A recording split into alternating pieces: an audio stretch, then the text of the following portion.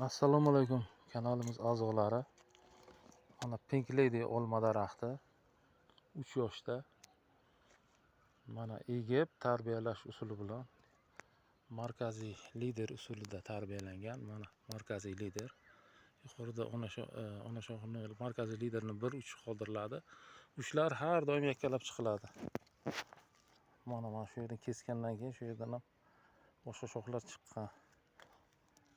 Mana olib chiqilgan. Bahor aprel oylarida qo'l bilan qayirib olib chiqilgan.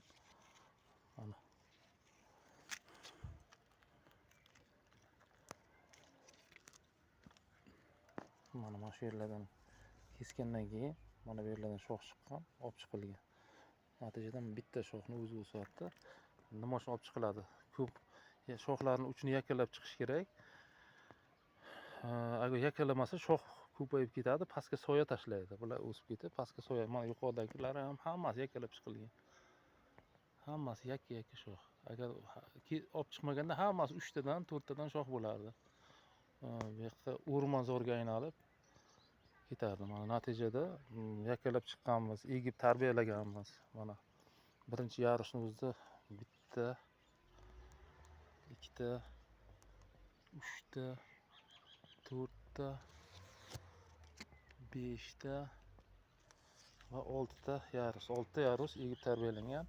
Ikkinchi yarus 60-70 santimetrdan keyin ikkinchi yarus qo'yilgan. Ular birinchi yarusdan kaltaroq qilib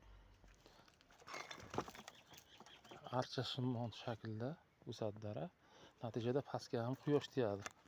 Mana pastga quyosh teggan natijasida to'liq pastlarda ham hosillari bor. Bu Pink Lady olmasi. Biz siyraklashtirib chiqilgan. Faqat mana bunga 3 ta qo'ygan ekanmiz.